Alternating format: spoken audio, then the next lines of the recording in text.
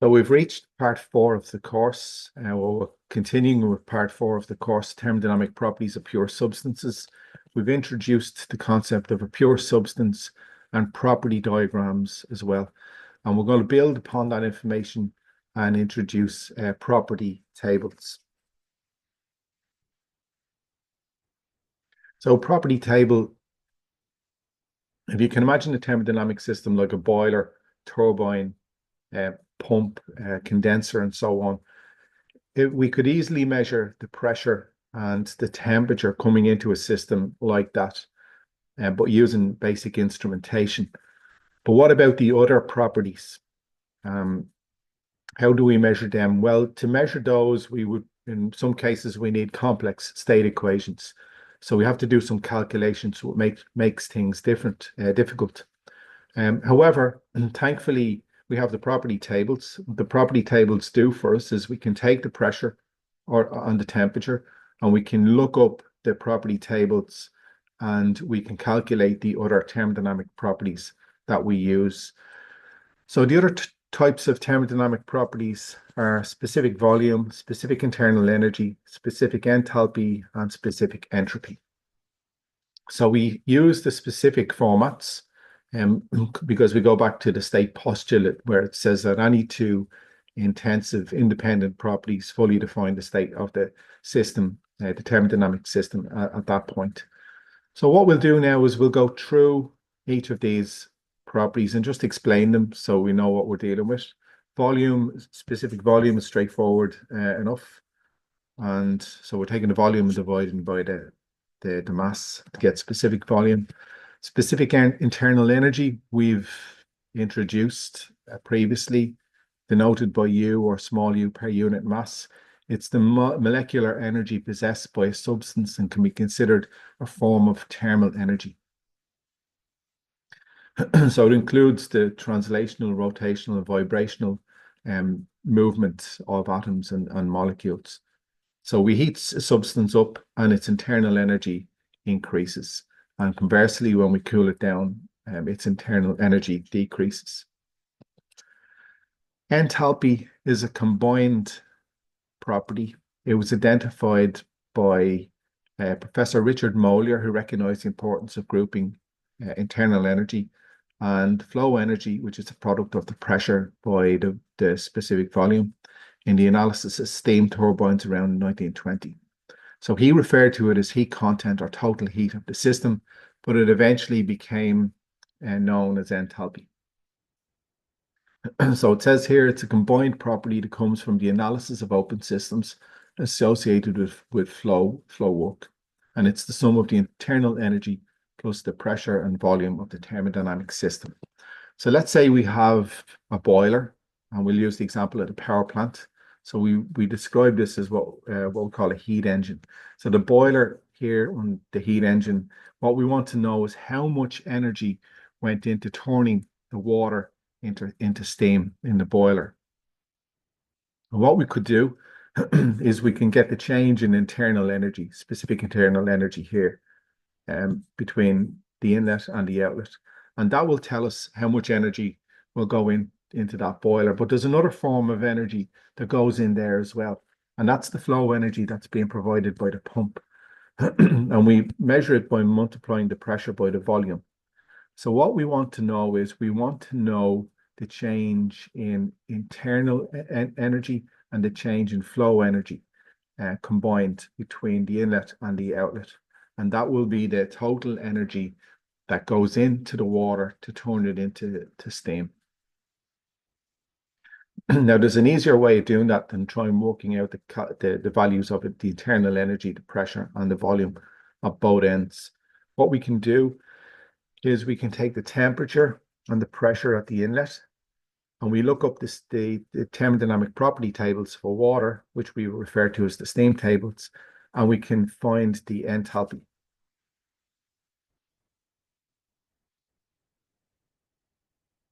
And we can do the same at the outlet.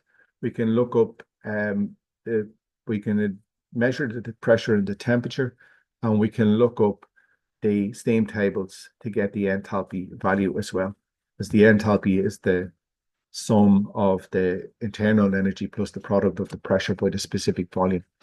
And what we want is we want the change in that enthalpy. And that's how much energy goes into the water to turn it into steam in the boiler.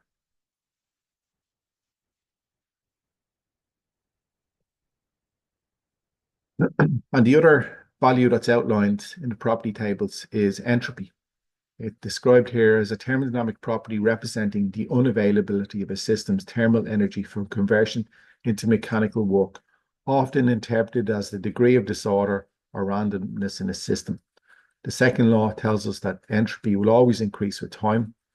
In engineering, calculating entropy is vital for analyzing efficiency of thermodynamic cycles and helps quantify the irreversibilities of these cycles, guiding the design of more efficient engines and refrigeration systems. So scientists often describe entropy as chaos and disorder, where engineers describe it as energy that's not available for work. Examples of high entropic systems that give off a lot of entropy would be the internal combustion engine of a car. During the ignition part, there's an exothermic reaction. So there's a lot of heat converted as the fuel is compressed and then ignited. And then you have this power stroke that is sent to the crankshaft to drive the car forward. So that process there is exothermic. It gives off a lot of heat. Some of that heat is used in pushing the piston forward on the power stroke. The rest of it is lost to the surroundings. So it releases a lot of entropy. If you can imagine, the petrol and diesel is highly compact energy, and then when it's released in the form of heat, it's now high form of entropy, chaos and disorder, and we can't really harness that heat and bring it back and use it in any way. An example of a low entropic system would be maybe a heat exchanger, where you have a tube within a tube, and the inner tube has hot water and the outer tube has cold water, and there's heat transfer mainly by conduction from the inner tube to the outer tube, and then the whole system has insulation on it. So there's very little release of energy in the form of heat to the surroundings. Most of the energy is going from the cold water to the hot water. So it would be a low entropic system, giving off not as much entropy.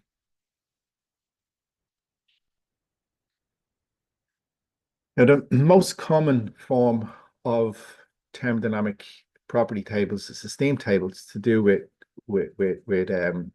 water. So water is the most common working fluid, and for that reason, it's the form of the property tables that's used most often, the steam tables. So it says here, because water has been used extensively for thermodynamic purposes, it's been extensively researched. The relationship between the thermodynamic properties of pressure, temperature, specific volume, specific internal energy, and specific entropy are all tabulated in what we call steam tables. Once the steam tables can be understood, then the other tables of thermodynamic working fluids can also be readily understood. So there's 4 sections or 4 tables within the steam tables. And table A4 and A5 refer to the saturated liquid and vapor phase in the middle here. And if we know the temperature, we use table A4. If we know the pressure, we use table A5. And when we're dealing with the superheated region, we use table A6. And when we're dealing with the compressed liquid region over here, we use table A7. So let's go through each of them and have a look.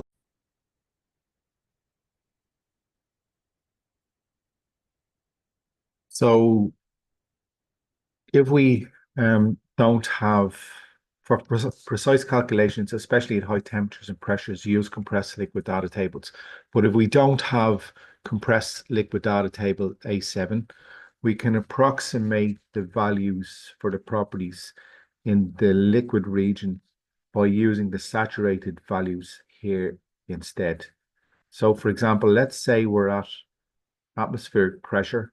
Let's say this is atmospheric pressure line and we're at 80 degrees. So not at 100 degrees and we're on the verge of boiling. We're subcooled. If we don't have table A7, what we can do is we can assume we're over here and we can take this value instead, the specific volume at the saturated at saturated temperature for 80 degrees.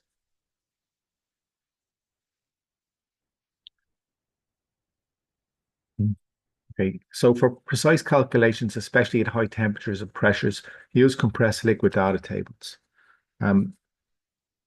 Using saturated steam tables for compressed liquid can provide a reasonable approximation when the liquid's not far away from the saturation line.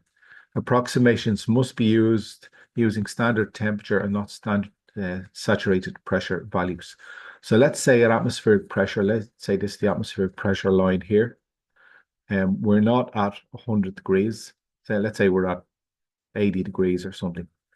And we don't have, and this is the specific volume at 80 degrees, but we don't have the compressed liquid data tables. What we can do is we can assume we're saturated at 80 degrees in a lower pressure, basically. And we can take this value for a specific volume instead, because the difference is negligible between the two. If we took it in terms of pressure, we'd have to follow this line up here and take this this value from the saturated steam tables, and you'll see that the difference is significant.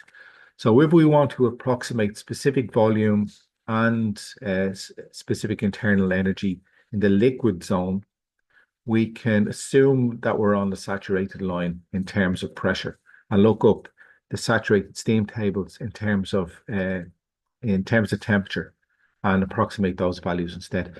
When we're dealing with specific enthalpy, we need to add this bit in at the end. So it's a specific volume plus the atmospheric pressure plus minus the saturated pressure. I'm slightly jumping the gun there because we haven't introduced the saturated water tables yet, but we will in a moment. So here's a couple of examples for compressed liquid. For H2O, find the specific volume in meters cubed per kilogram when the pressure is 30 megapascals and the temperature is 100 degrees Celsius. So at 100 degrees Celsius, the saturated pressure is atmospheric pressure, which is 101 kilopascals approximately. And that's 0.1 approximately megapascals. So this is the 0.1 megapascal line here. So just there'll be a line slightly above that that would intersect with this temperature here, 100 degrees.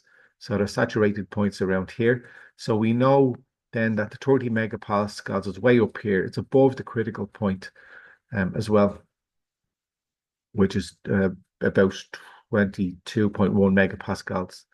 So 30 megapascals is going to be up here. It's going to slope down this side of the saturated liquid curve. So where it intersects with 100 degrees is definitely in the subcooled and compressed liquid zone. So with that, then we take table A7, we look up 800 degrees and then 30 megapascals, and where they intersect for a specific volume, we take that value there in meters cubed per kilogram. Another example, determine the specific enthalpy and specific volume of compressed liquid water at 10 degrees. So it tells us that it's compressed liquids and it gives us the temperature. So we use table A4 for, determine the specific enthalpy and specific volume of compressed liquid water at 10 degrees. So it tells us it's compressed liquid, but we assume we don't have table A7, but it gives us a temperature. And if we want to approximate the specific volume and specific enthalpy, we can use the saturated water tables in terms of temperature. So what we do is we go to table A4, we look up 10 degrees, we go across and we can approximate the specific volume up here in terms of the specific volume of saturated liquid. And we get the value of 0.001 meters cubed per kilogram. For enthalpy, we take HF from the table, and we take VF from the table as well. We take the atmospheric pressure here, and then the saturated pressure as well, and then we work that out.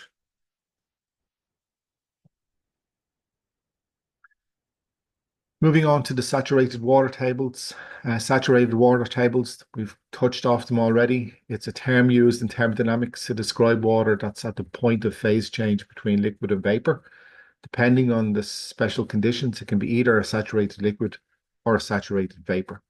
So saturated liquid is water at its boiling point for a given pressure, but it's not yet begun to vaporize. At this point, the water contains no vapor. Any addition of heat will start turning it into steam. So it's along this line here. This is saturated liquid. Saturated vapor is water vapor at the point where any removal of heat would cause it to start condensing into a liquid. It's at the same temperature and pressure as a saturated liquid, but exists entirely in the vapor phase. So we're along this line here. And just generally, the saturated liquid vapor region is referred to as saturated water.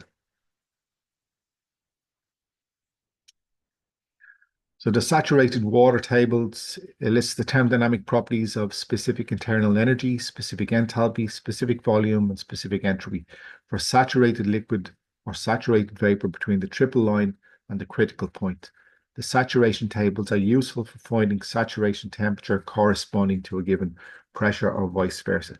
So we ignore this solid phase here. It's between the triple line and the critical point, and between the saturated liquid line, the saturated vapor line. This is the mixture region, and here a mixture of liquid and vapor.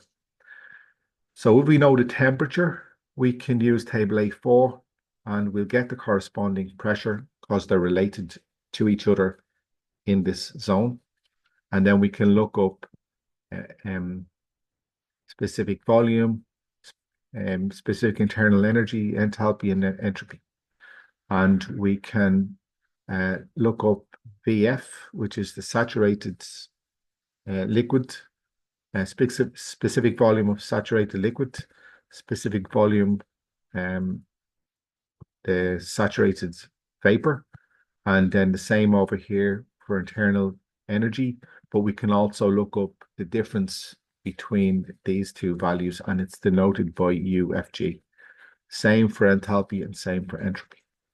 Table A5 gives us the pressure. So if we know the pressure and not the temperature, we can look up the pressure. It'll give us the corresponding temperature and then all those values with the subscripts. So pressure and temperature are independent of each other in the compressed liquid region and the superheated vapor region. But in here, they're dependent on each other. So this is temperature, goes straight across like this, but you'll notice that the pressure lines, when they hit here, they go straight across as well. So pressure and temperature have constant values when they're and are linked in the liquid vapor region. And you can see the same on the PV diagram as well. These are lines of constant temperature and pressure. When it comes over here, straight line, it's constant through that region as well. During the vaporization process, a substance exists as a mixture of saturated liquid and vapor. To analyze the mixture properly, we need to know the proportions of the liquid and vapor phases in the mixture. This is done by defining a new property called dryness fraction or quality X, which is the ratio of the mass of vapor to the total mass of the mixture, a measure of how much material is in the vapor state. So the dryness fraction or quality X is the mass of the vapor over the total mass, where the total mass is the mass of the liquid plus the mass of the vapor, and they can be given these subscripts here. So when X is 0, we're on this line, saturated liquid line. We're fully liquid, no vapor in it. When X equals 1, we're fully vapor, and there's no liquid in it.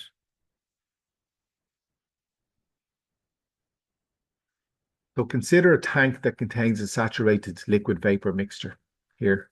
The specific volume occupied by the saturated liquid vapor is VF, and the specific volume occupied by the saturated vapor is VG. the total specific volume is the sum of these two together. Okay, total specific volume is the specific volume of the fluid and the specific volume of the vapor. The volume itself, the total volume, is this multiplied by the mass. So mass equals in kilograms equals specific volume in meters cubed per kilogram. So you're left with meters cubed. So the average specific volume in here is, if you multiply it by the mass, the total mass, we will get the volume. And that equals the mass of the fluid by the specific volume of the fluid plus the mass of the gas or the vapor multiplied by the specific volume of the vapor. Now, the total mass is the mass of the fluid and the mass of the gas together. So just transpose that relationship to get the mass of the fluid on its own. Now put this expression in here for MF.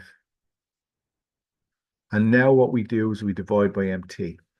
So MT by MT cancels, and we're left with the average specific volume. MT over MT is 1.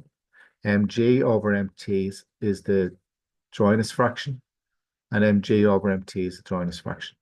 So this is an equation that will give us the average specific volume at a point in here when we know the dryness fraction. So we know that there's a certain amount of vapor in it. We can work out the average specific volume. And this relationship here can be expressed mathematically this way in terms of VFG, which is the difference between VG and VF.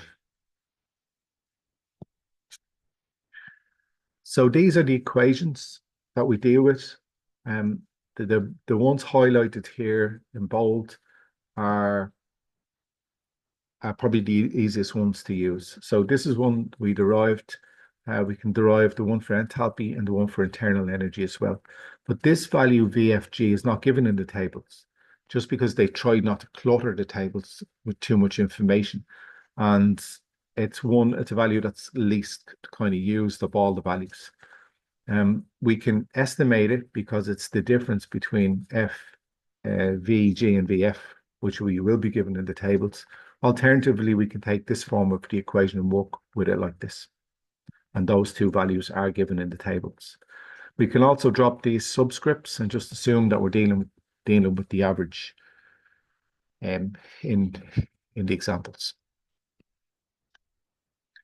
And so here's an example. If the temperature of saturated water and steam is 20 degrees, while its dryness is 75%, so it's expressed as a percentage there, find its pressure, specific enthalpy, and specific volume.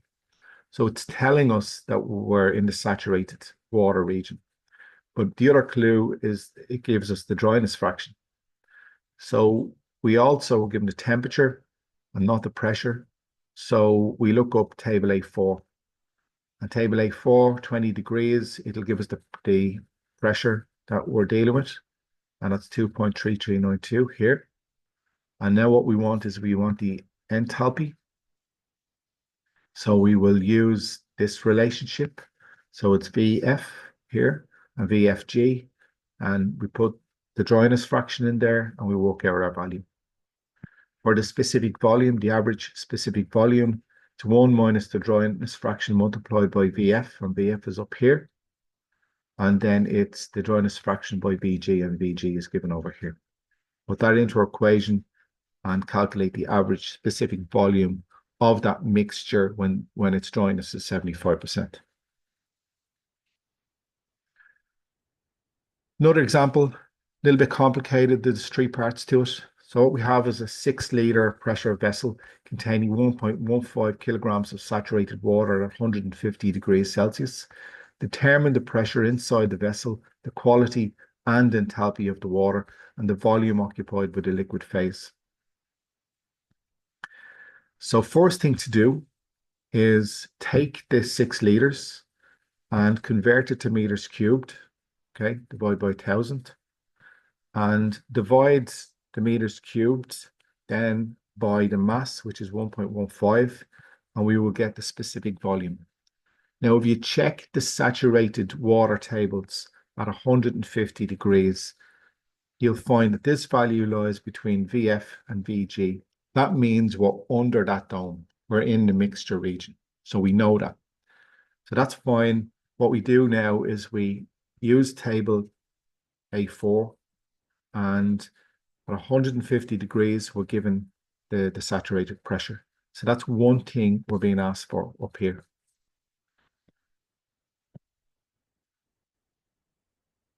The other thing we want to do now is know the quality. Where is it in that dome? How much of it is in the vapor form?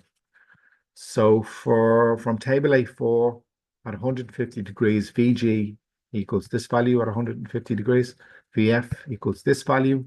And if we transpose this equation, this form of the equation, we can get the x on its own. And just to mention that VFG is basically the specific volume, Vg minus Vf. So this is how we can calculate the dryness fraction. The V is the average value, and we've already worked that out. So X turns out to be 0.01055, which is just over 1% of the total mass of the water in the vessel is vapor. Not a large portion of the mass, but it does occupy a large volume.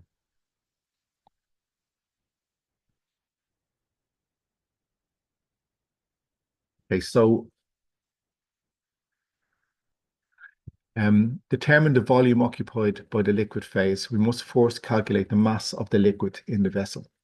So to calculate the mass of the liquid in the vessel, we can use this relationship here. So basically, if you were to put X, if you put, this is how we describe X. If you were to put it in here for X, this equation would make sense. So basically, to calculate the mass of the liquid, it's 1 minus the dryness fraction multiplied the mass total. So now we can find out how much of mass of the fluid we have. And to calculate the volume, we multiply that mass there by the specific volume, and we get a value in meters cubed. We obviously divide that by 1,000 to get into liters. So what we can see now is that 1.24 liters of that container, the 6-liter containers in the liquid phase, and 4.76 of it is in the vapor phase.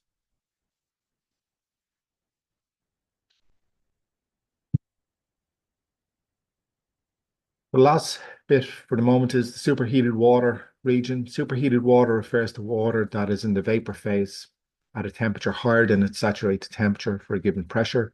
In this state, the water is being heated beyond the boiling point, but remains in the vapor form without condensing. So it's over in this region over here. The superheated water table includes data for superheated steam at pressures from the triple point pressure to the critical pressure, and at temperatures from the saturation temperature value up to a maximum of 700 degrees, depending on the pressure level. So we're in this region once again in here. And this is how the superheated water tables. Once again, we need to know the temperature and the pressure, because those values are independent of each other now. And we're not dealing with any subscripts in here. We can just read the values for our properties off the chart.